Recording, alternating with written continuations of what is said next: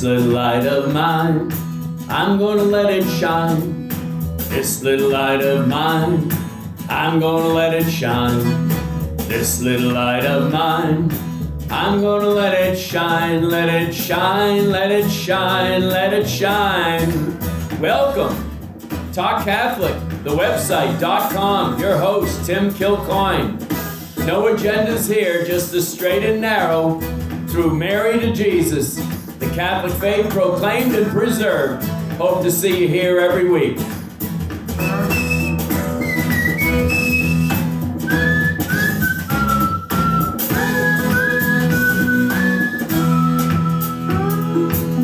TalkCatholic.com with Tim Kilcoyne. First Saturday means an interview, and I have a beauty, Nancy Sacco, a Catholic juvenile and probate attorney. And don't forget your first Saturday devotions, as we are now approaching Easter, but very much immersed in Lent. Good time to turn to Our Lady. So let's get right to it. An intro to Nancy Sacco. Okay, ladies and gentlemen, I have Nancy Sacco. Nancy is a delightful, vivacious Catholic woman who loves her Catholic faith, loves our Lord, loves Mary, and she's a lawyer. Wow. Have we heard from them before? Well, we need to now. Nancy, why don't you give us a little bio, a little background, how this aspiration evolved? As I said in one of my questions, did you dream of being Joan of Arc or St. Thomas More? Or Actually, no. Okay. Actually, I went to Boston College and... Sorry. My alma mater as well. Yeah, we share the same critique, I think. Go ahead. And I studied English and speech communications because I was interested in journalism, believe it or not. Okay. And I had a local cable TV show when I was young. Oh, wow. In college. Nice. And so I envisioned my life going in that direction. Okay. And so You must have done an internship at WCBC and said, I can't handle this. Yeah, well, I got a... Because that's what I did. Oh, okay. Yeah. After college, I got a job at Channel 38 Oh. in Brighton. Okay. And it was, it was pretty good. It was an eye-opener as far as, Yeah. The lifestyles, Yeah. and what goes on, a lot of drugs and a lot of other stuff. Yeah. And, A lot of dishonesty. Okay, we'll get there later. Oh, yeah. And Okay. then I was always looking for the next spot, and so I wanted to work at Channel 2 because they had a lot of productions. At that point, I was, although very Catholic, was not aware as a young person about all what now we're aware of. Right. But I got a job on Frontline, but I've been waiting for a year for that, so I had thought, well, before I got that, I thought, well, maybe I'll go back to grad school, and I talked to my parents about it. Okay. And my father was a criminal defense attorney, a very good one. Nice. But he never wanted to push, so they said, well, what do you want to study in grad school? Oh, English. I like literature. Well, you're going to teach? No. Well, what about thinking about, trying to see if you can get into law school? What about that? Yeah. Although I went to court with my father a lot when I was young, he would bring me to court during school vacations and watch his trials. Yeah. Because some of the defendants were not much older than I was. Okay. It was fascinating, but I never thought I could do it or thought that was what I was going to do. Yeah. So Yeah. I said, well, all right, I would listen to my parents. I'll take the LSAT and take the course and see what happens. Yeah. I took the test, and I took it a few times, and then I applied to law school. Yeah. And the day I got accepted into law school was the day I got the job at Frontline. Oh, wow. And I remember going to talk to Dana Hersey, he was the talent at Channel 38, and I used to write for him. Okay. And I said, what do you think I should do? He was like, go to law school, and because you can always come back to broadcasting. And so I did, and I loved it, and I really, got to really love it. I worked as a student DA, an paid internship, and it's theater. It's theater. Yeah. And you see everything, and you see, it's really interesting. So when I got out of law school, I would go to work with my father. He had private practice. Yeah. And so I was starting to go with him before I got my results for the bar exam. Okay. And we'd go to criminal court. He was a criminal defense attorney. He represented, a lot of his cases were bank robberies, federal cases. Wow. With very young guys out of Charlestown. Oh. At that time, there was a lot of that going on in Charlestown, and he represented a lot of those guys. Wow. And you know, the OUIs and the other, you know, not murders so much, Yeah. but more of that kind of stuff. Yeah. And Did your father ever bring up with you any of his own ethical difficulties in representing some of these kind of people? I think there were some people. My father was he was a Marine from Mission Hill. Okay, got it. I think he always taught me to try to give people a leg up and help those in need. Not people that were really true criminals. Out and out dangerous to the community, right? Yeah. But Right. people that were maybe substance abusers that had a tough background. Okay. Because, you know, you see things that the general public doesn't see. You know, you read Yeah. these cases in court, on the newspaper, or see them in the news. Yeah. And I'll tell you, a lot of the time the news has their agenda, so Yeah. they can portray things in a very slanted way. Big time. The bad guy and the good guy. And but you, as an attorney, you know people's backgrounds.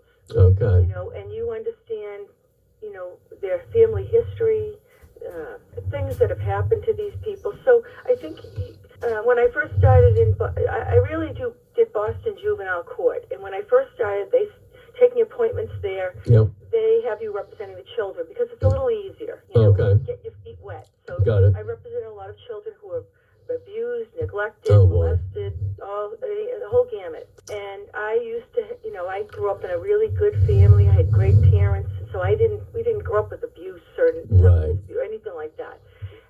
So when I saw these people, I'd be like, oh, these people are horrible, you know, and I would have this opinion of many of them, not all of them, Right. the real bad cases. Yeah. Until I started representing parents, a mother or a father, Mm. and you'd get their whole file, the whole case history of the case, and then before that, their history. Okay. And I would see things that I would say, oh my God, you know, Right. there go I, but for the grace of God. Yes. Because some of these people, I had a case with a woman who, she microwaved a cat. That's how it was. So they removed the kids from her. I'm thinking of the movie Sweet Home Alabama. Yeah, well, you know, when we got the file, you know, Yeah. she was so dramatically abused. As a child, she was lowered into a well and left there as a toddler as a punishment. Oh my God. She developed multiple personality disorders, Yeah. and you could see it in court. She would come in sucking her thumb or looking Oh like boy. a child, Oh and boy. then reverting back. And Yeah, I worked. I think I mentioned I worked at a boys' home. My first job out of Boston College for a couple of years, and I saw the whole gamut of what you're talking about. And it was the kids. I often said, you know, they call this a home for emotionally troubled children, and I said, no, emotionally troubled parents. That's what. yes, Yeah. often. Oh, awful. You know, or other things happen outside their home. Some people get molested outside of the home, Yeah. in schools, sports, Yeah. whatever. Yeah. A lot of things happen to people, even with parents that are good parents. They, you know, sometimes the mental illness comes into play. Yes. Yes. So- So that whole thing, getting back to your dad for a second, the whole business about, you know, innocent until proven guilty was not a big, because that's a hang up for a lot of ethically scrupulous Yeah. people coming out of college, like myself. I had trouble with that. But then go ahead. yeah. Go ahead. He didn't represent like pedophiles. He didn't Right. represent really murderers Okay. or rapists. Okay. It was more a different kind of case. In like the bank robbers, a lot of these kids, they were young. Yeah. They were quite young, 19, 20, 21. Okay. And they were all on drugs. They came from very dysfunctional families. Yeah. And it's not an excuse. It's not an excuse. Because No. as a civil society, people have to be separated from society. Sometimes. Exactly. Sometimes it's the best thing that ever happened to some of them. Very good. Sometimes it really turns some people around. Tough love. He felt like he would talk to them like a father. Yeah. And he would try Excellent. to get them into drug rehab, and some of them would just talk to him. It's So- just like I have with clients, that you just have these conversations with people. They have no one to talk to. Exactly. Yeah. My dad was a Marine also. I have the feeling it was great training for all of this, right? Oh, yeah. So no, I don't know that it was so ethical. He just felt bad for some of them. And then there were those, I mean, there's the majority of people that you really kind of feel sorry for, not that they should, you know, walk away, or there's, Yeah. I don't believe in the way things are now that let all the criminals free. Right. No, but I think you look at them with an eye of compassion, but there are those that you have to be careful of that are very dangerous people and should Yes. not be in society at all, Right. or ever. Right. Maybe be incarcerated for life. But Yeah. they're not the common one, I think. At what point did you move in that direction? Were you always zoned in on criminal law? Was there anything else? No. So I worked, like I said, in the DA's office as an intern. Okay. I actually had a job there Okay. after graduation. I just went to work with my father. Gotcha. And so he really didn't want me around the criminal element. So Understandably. he thought, you like children, and that's good. Let's take you to juvenile court. Okay. He had a friend there Yeah. who was the chief probation officer, and he was from Mission Hill. Okay. And so I had to get certified. You take a weeks-long course to get certified about that law and everything, and then you get on the list. So then I started taking cases out of Boston Juvenile, and that place was incredible. Boston Juvenile Court was amazing, especially when I first started in, it was 1990. Okay. 1990, I started there. Gotcha. And it was like everyone changed hats. Sometimes you had the child, sometimes you had a father incarcerated, or just a father, or Gotcha. a mother incarcerated. Yeah. And we switched hats, and we would do visits. That's the big thing, is you go to the homes, and you see especially the kids, when the kids are at home. You Okay. see them, you meet with the parent, or Okay. so it's a lot of that. It's a lot of social work. I would take clients to drug programs. Okay. Try to get them into the drug program when they wouldn't take them. Yeah, beautiful. Take them to appointments. We were more social workers.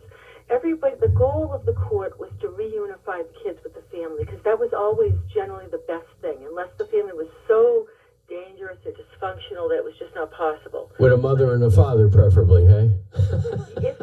Yeah, absolutely. It was the court was predominantly Catholic. Oh, okay. We'd have a lot of gatherings, like luncheons and things, and the judges. I remember one judge, Judge Lawton. He told us at one event, we would have parties for someone retiring or whatever, and he would say, "We're here to do God's work, and we're here to protect these kids, and not that you would willy-nilly place kids back into a dangerous situation, but if the parent was not going to make it, and Right. you can tell fairly early on, Right. let's look for a grandmother. Let's look for some relative, somebody that can take the kids and not, avoid foster care." Gotcha. Sometimes that was not possible. Sometimes they did end up in foster care. Right. But we were tasked with going out there regularly to check on the kids. And we would, I wasn't the only one. A lot of the lawyers, if the kids were in a foster home or a residential, would take them out to lunch. I would go on a Saturday and take kids out. I'd have a girl in a residential program, and no one's visiting her. And I would take her out. We'd go to the mall. We'd go to Beautiful. lunch. And, Nice. Nice. it was like Big Sister. Yeah. Almost. And a lot of people were like that. It wasn't just a couple lawyers. A lot of them, we were all young and single. Yeah. So, Yeah. and so. But there was I think one of the points that you are bringing up, at least, what's the time frame that we're talking right now? In the 90s. Okay. Probably, I got married in 90 to 2000. I got married. Okay. And then I kind of stopped doing juvenile for a while when I had my kids, and then I Right. went back. Okay, so we're looking at a time well prior to the dismantling of the very concept of the nuclear family. That's right. Exactly. Okay, Yeah. so you had It's a little different now. you had the support of the legal community, to move these kids in the direction of a Ozzie and Harriet Leave It to Beaver kind of structure. Yes. Okay. Yeah. Trying to, it may not always have been quite that, but it was always thought that it's best to be with family because, they love you, Right. and generally speaking. One man, one woman, I assume. Oh, yeah, but that's changed too. Well, it has in the minds of certain people. Can I just read to you just some and get your comment on it? Look, I've got one of the great books of all time in front of me, Who Killed the American Family by Phyllis Schlafly. Okay. And I'm just going to read a couple of paragraphs and get your comment, especially relative to what you're talking about right now. The traditional nuclear family, the traditional American nuclear family, is the best gateway to individual liberty, limited government, less government spending, and restraints on government meddling in our lives. The functioning traditional family doesn't need government handouts or supervision, child care instructions, or bureaucrats and judges to dictate rules or resolve disputes. The American family has deteriorated to such a sorry state today that its value is no longer obvious to younger Americans. 50 years ago, it was considered shameful to have a baby out of wedlock. It is now so commonplace that it doesn't raise eyebrows. And then in 1950, only 4% of American babies were born to unmarried mothers. Today, 41% of American births are illegitimate. Single mother, quote unquote, became the non-judgmental name for the unwed mother. More recently, she has been rebranded as independent mother to emphasize her lack of need for a husband or a father for her children. The Great Depression of the 30s, when millions of men were unemployed, didn't kill the American family. World War II, when we sent 16 million men to fight on faraway battlefields requiring long absences from home, didn't kill it. What happened in the 1970s, 80s, and 90s to break up the family structure that seemed so secure in the 1950s and 60s? This book is connecting those dots. The American family was destroyed by a combination of political activists, judges, economic theorists, self-proclaimed experts, and left-wing politicians with different motives that produce the same result. I'm curious, can somebody feel comfortable now coming into the legal profession like you did back then? Are you a fish out of water relative to the way the courts are thinking and trying to protect our young people from the terrible abuses of not having that nuclear structure? Hold that thought, Nancy. We will get back to it a month from now on First Saturday. This is WQPH Radio 89.3 FM. We'll return to our book review, Who Am I to Judge? Well, it's called New Irish Hymns. Mayor Brennan, Joan Hogg, and Margaret Becker. The song, Hear All Creation.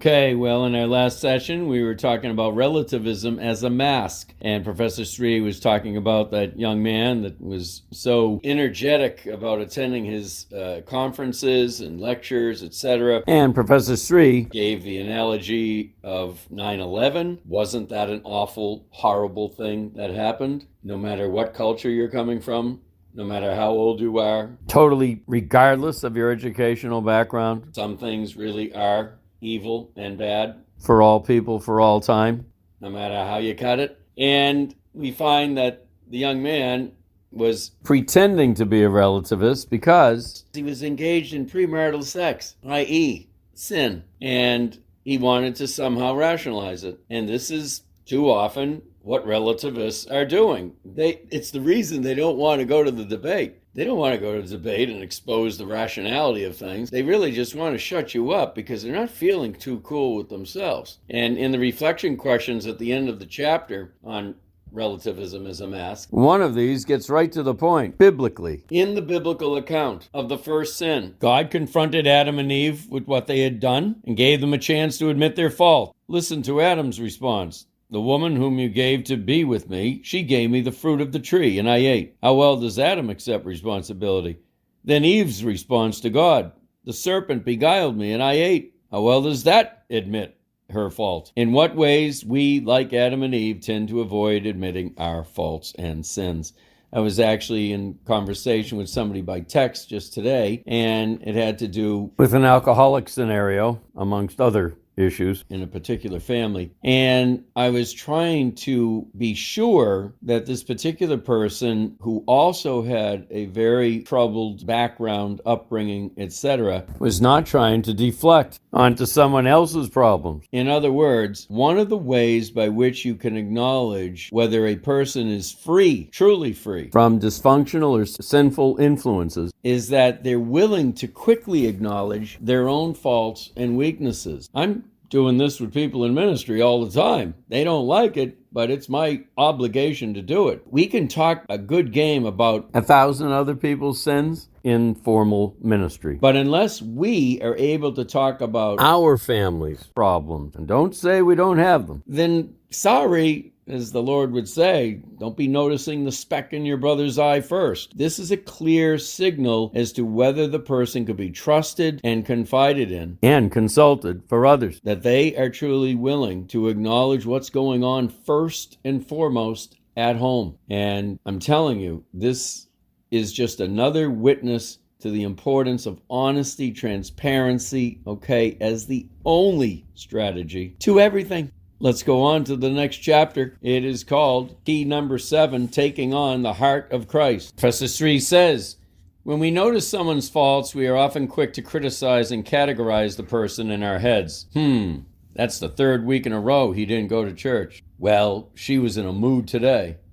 They're living together outside of marriage. I can't believe he voted for that political candidate. Instead of our hearts being filled with patience, compassion, and mercy, we set ourselves up in judgment over our neighbor. And that's very dangerous. While we may see certain facts, we don't always see the whole story. There once was a young professional named Sarah who joined a Catholic women's group with her friends from work. They met each week for prayer, study, and fellowship. She was the only woman in the group who was no longer practicing her faith as a Catholic. She felt very welcomed, liked the friendships, and enjoyed learning about the Bible and the Catholic faith, even though she wasn't going to Mass anymore. Then one week, the subject of confession came up. Sarah appeared uncomfortable. She was normally outgoing and contributing to the conversation, but during this discussion, she sat with her arms crossed, looking down without saying a word. When the study was over, she said she had to leave and didn't stay for the usual hangout time that followed. The leader of the small group felt horrible. She and the other women went out of their way to make Sarah feel welcomed, to be her friend, and not to pressure her with questions about why she wasn't going to Mass. The leader wondered, did I say something wrong? Did I offend her in some way? But the next day, Sarah gave the leader a call. I'm sorry I left so abruptly last night. I'm sure everyone was wondering what was going on. I have to be honest, the topic of confession hit me hard. I haven't been to confession in ages. I haven't even stepped foot in a Catholic church since high school. The last time I went to Mass was at my father's funeral. All these years, I haven't been able to forgive God for taking away my dad. That's why I haven't wanted to go to church. But I think I'm ready now. I think I want to set things right with God. You mentioned they have confessions at the parish nearby. Do you know when? From the outside, we see only certain facts. A young Catholic woman no longer going to Mass. But when we learn the larger story of her life, instead of just making the legal observation, she's missing the Sunday obligation, our hearts are full of compassion and greater understanding. Missing Mass is a problem, but when we see the bigger picture, we begin to view her situation the way God does, with gentleness and mercy. It's dangerous to judge a person's status before God. Remember, ladies and gentlemen, in our chapter on making judgments versus judging souls, we made this very distinction. And it's not only about casting a person to heaven, hell, and purgatory. It's casting evaluations and analysis on people when you simply don't have the facts. All of them. That too would be under that taboo of judging. If you want to win over that relativist, make sure you've got all your facts ready to go in charity based on truth and nothing but. And it's exactly what we try to do right here every week at WQPH Radio 89.3 FM. And by the way, we just had a first annual fundraiser up in Fitchburg a few weeks back, and we were hampered a little bit by the weather, so it's okay to make a donation online. And do prepare for St. Bridget and St. Patrick's luck upon you. We just start a little early here in honor of Clinton Mass. God bless the Irish. Early. Let your light shine. That is what it's all about here at WQPH Radio 89.3 FM. But we need to hear your story. You want your voice to be his voice. That is making the faith known to others. Please, my number is 877-625-3727. Tim Kilcoyne, TalkCatholic.com. St. Mother Teresa told us, your ministry is your work right where you are. Grab on to this microphone. God bless.